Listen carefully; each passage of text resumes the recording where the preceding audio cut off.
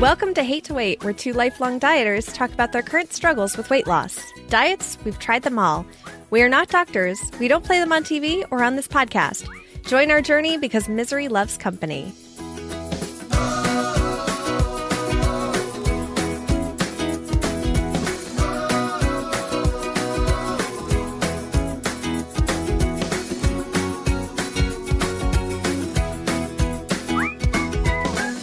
Happy Thursday. Happy Thursday, John.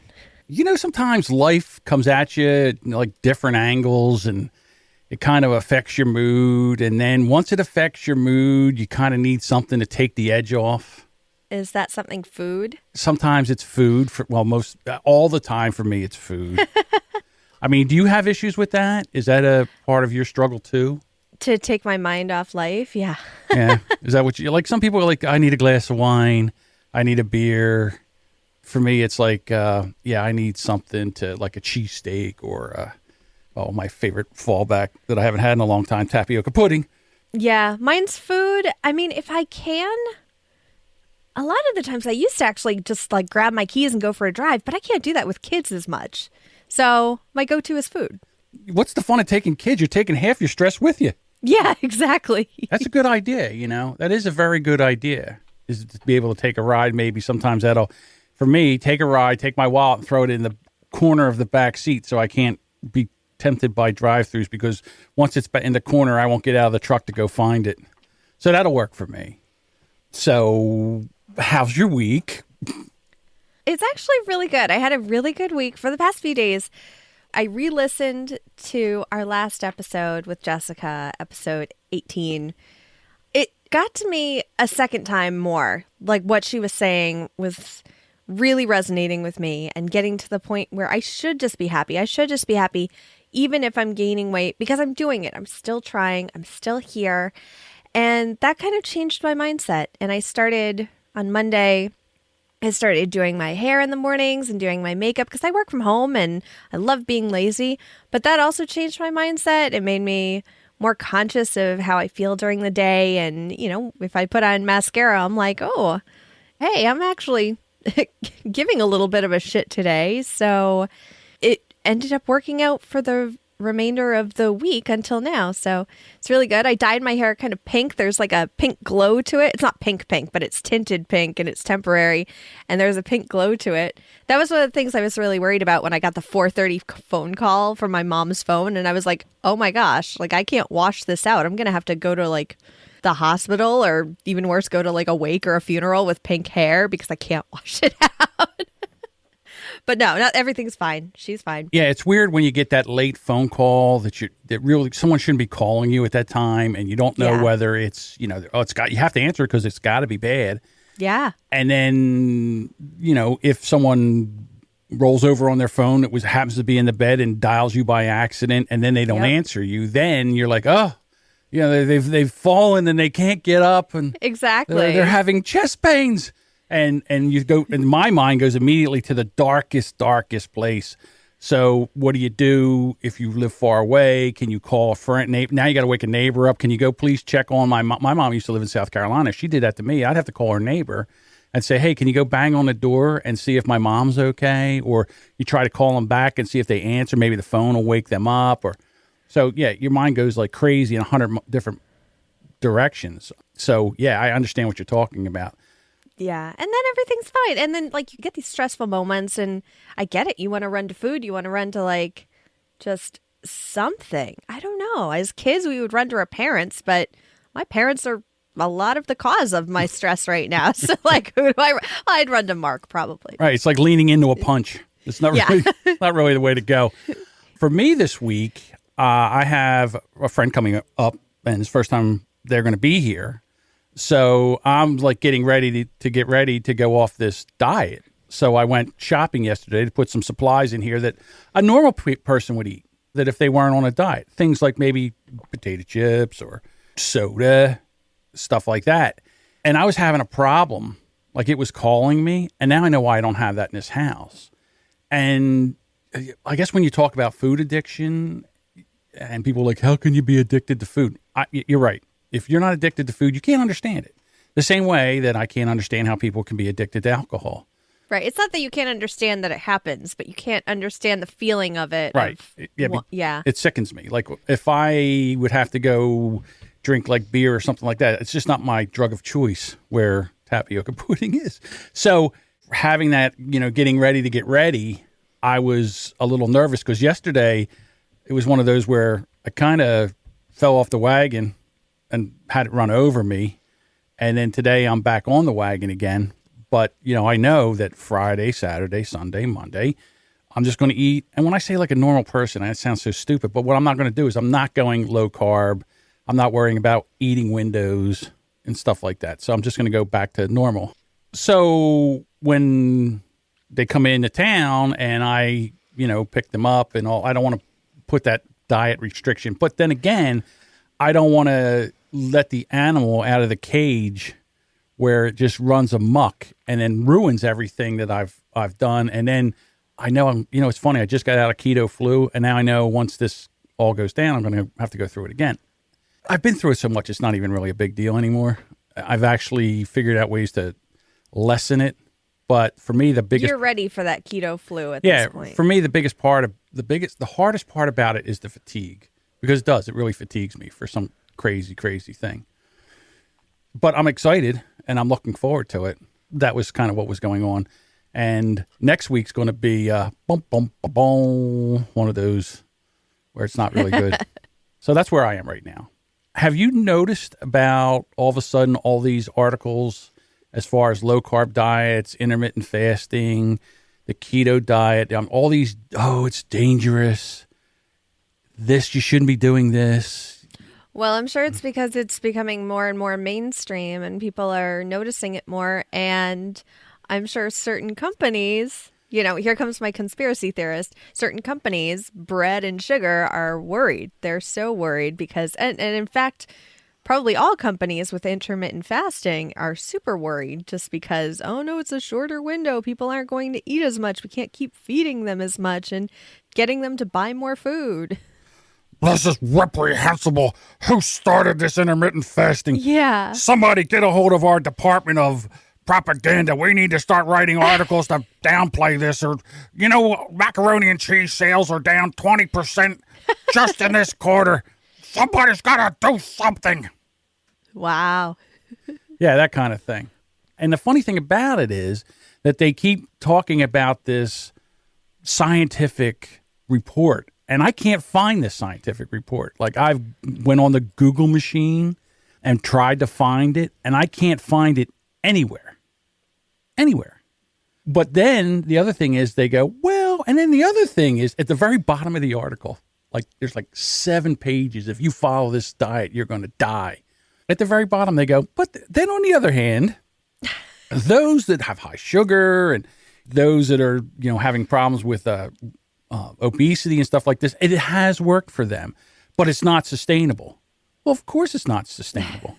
It's not sustainable. Let me tell you something. If we got rid of all the macaroni and cheese and frozen pizzas in the world, and we just had what we could grow and what we could kill, it'd be very sustainable. I think that they just want you to go back to buy our stuff in a box. It's not really that good for you, but it's cheap and you'll like it. Just think about that tapioca pudding you've been putting off. This hasn't really been that good for you, has it? That's my corporate voice. Yeah, I'm sure there are companies out there that are so mad about keto and intermittent fasting. And another thing is they don't put it's worked for some in the headlines. They make those headlines grab you to be like, is keto all it's cracked up to be? Experts disagree, and drags you in. And I had to write headlines for a long time, but I wrote headlines for the newspaper. So my thing was trying to get as few words as possible to fit that tiny space. Online writers have it easy. They're trying for SEO, so they're trying to get those scary words into the headlines. Yeah, they are. Because I read every one of them. When I Googled it, I read every one of them. So for me, I want to see the science. And then when they couldn't provide the science, then I was like, all right, well, then you're just full of hot air. Because they don't want to see this happen. I'll tell you right now, if a ketogenic diet would help people with type 2 diabetes, not type 1, because that's a whole different ballgame, but type 2 diabetes, and make them come off of medication, there's a lot of drug companies that would lose their crap over this because they're making a crap ton of money over these drugs. And the same thing, I had someone talk to me yesterday, well, you can't eat all that fat. Your cholesterol will go up. I don't know if it's going to go up. Not 100% sure. Have you gotten your cholesterol checked? Is that something when you go to the doctors they check? Yeah, I haven't had it checked in a while. Last time I had it checked, my doctor was as thin as a rail, and mine was 168, and theirs was 20-something. And they run all the time. And they go, this is ridiculous. Why is your cholesterol lower than mine? And I'm like, yeah, that's right. Look at this. Well, let me flex for you here. Yeah, they were like, mad. Your cholesterol should be a lot higher than mine. Well, who knows, Doc? Maybe I'll get gallstones. You can always pray for that. Yeah. I really do believe that I have to do some more research about this because a lot of people are having more success than I am. And I think it's probably because of the way I'm doing things. So I think I'm probably going to have to do some more research when I get back to this and really dig in. I might not be doing it correctly because I should be a little further along than I am right now. And then after this weekend, I'm probably going to have to really dig in.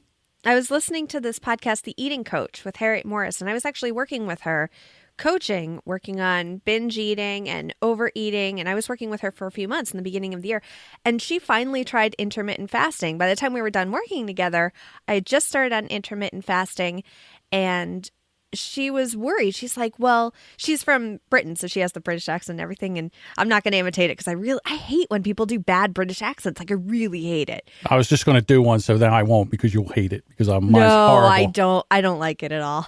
So she was worried about it because the trend over there with intermittent fasting was a 5-2 way of doing it, which is eat for 5 days and then 2 days out of the week you don't eat. And she was like, I don't know if that's good, especially for binge eaters. That might trigger something, especially during those days. And that those days that you don't eat, it's going to be really hard. But I was telling her about how I was doing it. I was doing 16 hours of fasting and 8 hours with my window open. And so she finally tried it, and she was saying she tried it for the inflammation in her hip and her knee, and it basically went away. It went down to about 5% of what it was before. And so now she's on board with it. I'm like, yeah, that's awesome. I thought I would never be able to change her. She was very much worried about the binge eating part of it, where you have that open window.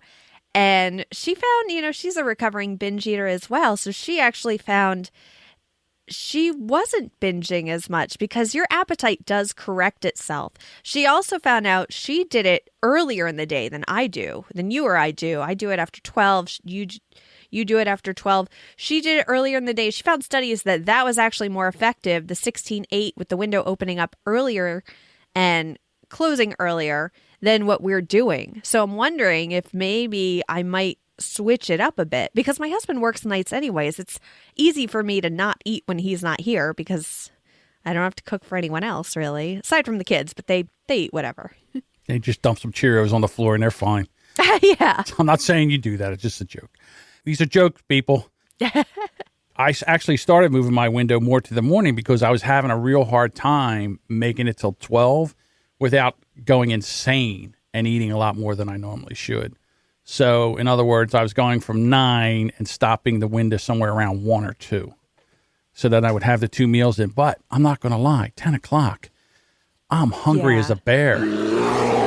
And, I'm foraging for nuts. Yeah, she said she had to go to bed early a lot of times. I have to go to bed early. I can't sleep through that. So, it is tougher to do that. So, but again, I think that for me, the binge eating does rear its head every once in a while.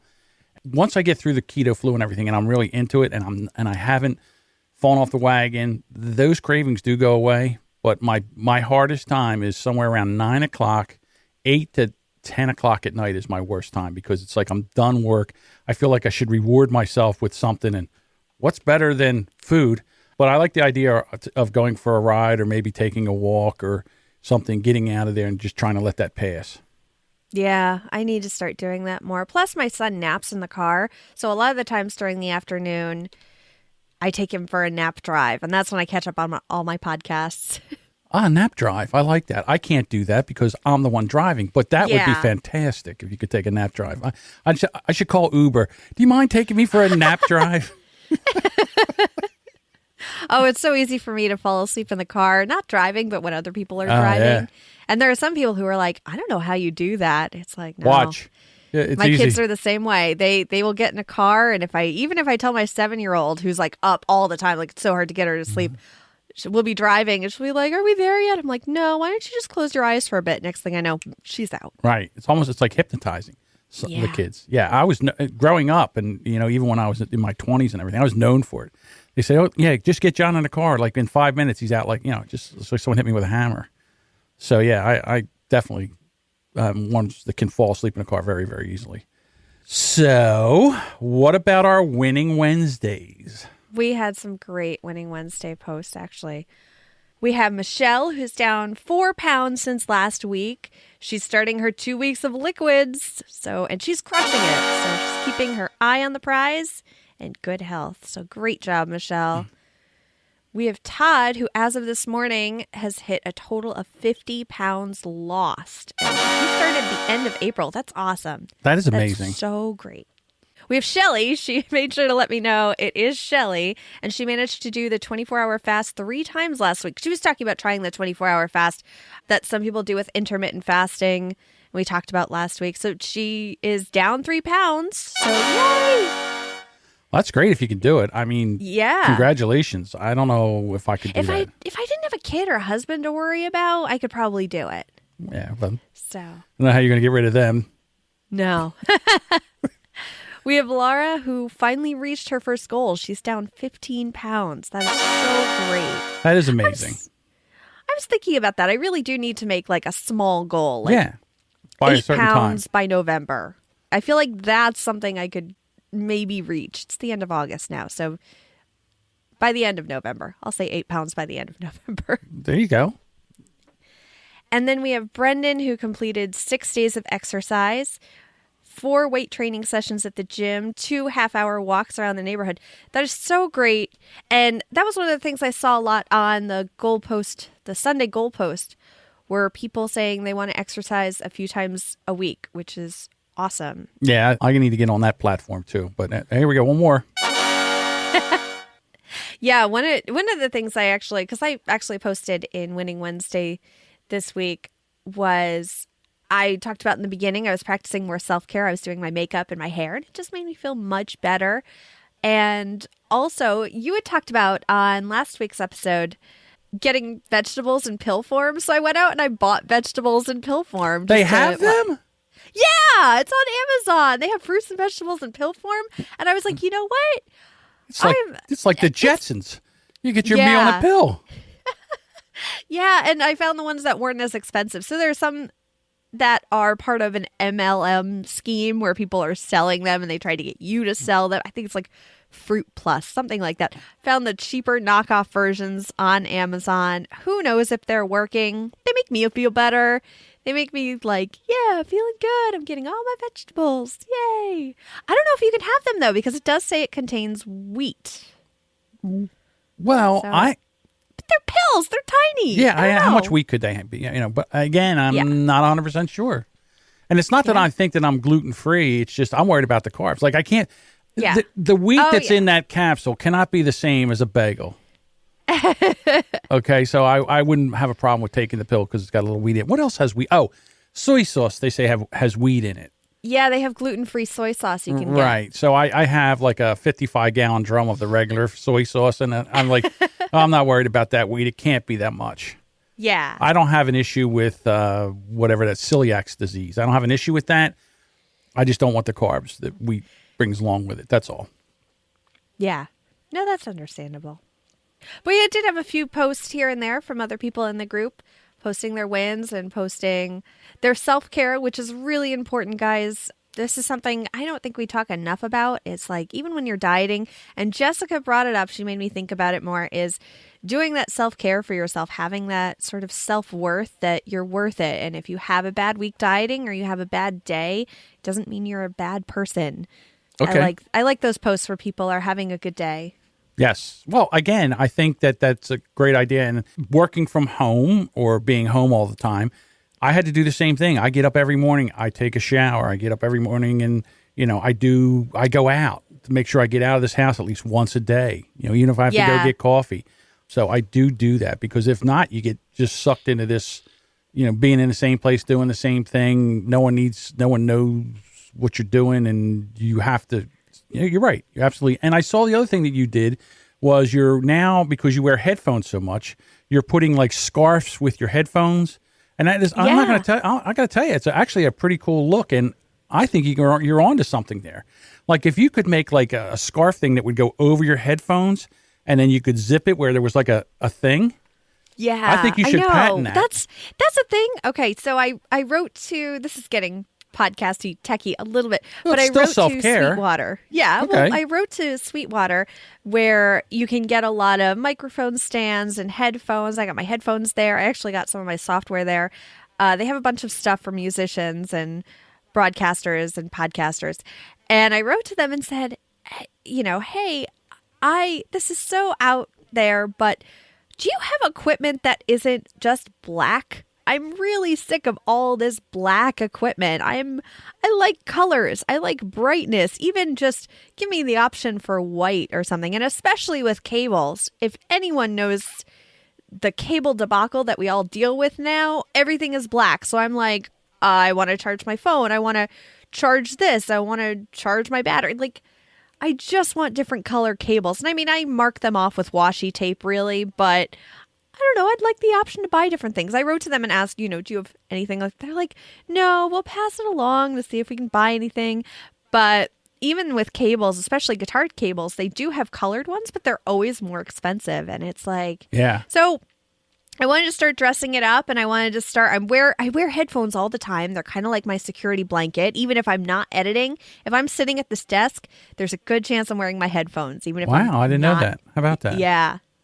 So wanted to dress it up a bit. So I started wearing scarves, and today my hair is tinted pink. It's temporary. I'm looking forward to kind of doing that, and I'm posting it on my Instagram, and I have my own little Instagram hashtag that I'm using of headphone hair, and I could have done the headphone hair, don't care, but I think that trend is going away. Yeah, one of the reasons I wear a hat is because, like I said, I have the white hair, and when I come on here, it's just, I don't like it, so that's why I have the hat on. And I had a bet with Lisa and Sam from I Shake My Head, and of course my Phillies, I hate them. They lost again, so this time Sam's bringing a hat, and now I have to wear next time I'm on the show, I have to wear a Blue Jays hat, which, to be honest with you, I'm ready for Blue Jays. I'm sick of the Phillies. Blue's my favorite color, so bring it on. I'll wear that Blue Jays hat proudly. Stupid Phillies. So, hey, listen, everybody, congratulations. A round of applause. You guys are doing fantastic. Yeah, we should utilize that sound more often because everyone's doing great. The people in the chat room are awesome. We have Adam, Harold, Lisa. We had Sam. I'll give some shout outs today. We had Charlene. We had Laura. We had Sarah. Yeah. So everyone who came out to the chat room, thank you so much. And thank you for being in the Hate to Wait discussion group, guys. It's such a great group to be on. We have over 60 members in there now. Yeah. That's amazing. And people coming in all the time. So that's fantastic. All right, young lady, are you ready? It's time.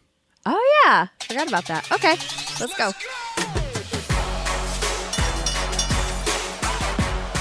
Ladies and gentlemen, now is the time for the moment you have all been waiting for. It's time for the weigh-in. Odd number. Hate to do this to you. Oh, no, that's okay. I am still at the same weight I was last week. I almost said the weight out loud. That would have been... Whew. I would have had to bleep it out like a swear. Yeah, there we go. We would have had one of those on there. Yeah. Yeah, I'm still at the same weight I was last week, so I didn't gain or lose any weight.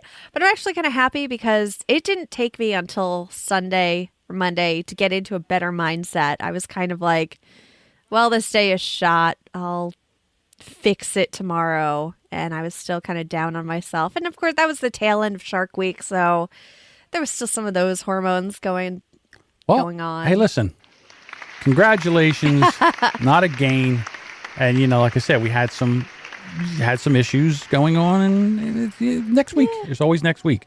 Because like for me right now, see, I think I gave some back because I got on the scale this morning, and yesterday I was a bad boy. So there you are, Tubby. And then, wow, you didn't have to say it twice there, Don. So anyhow, I got on the scale this morning, and I'm flat too. So I probably gave some back as of yesterday, probably just for the simple fact that I'm probably retaining water. But yeah, I'm flat this week. So no gain, which I was happy about. I'm telling you right now, next week, I don't even know what it's going to be. I have no idea because I've been basically good, not going crazy as far as, fast food and all that other stuff for a long time now. So I like that part of it. And I don't know what's going to happen in the next 4 or 5 days.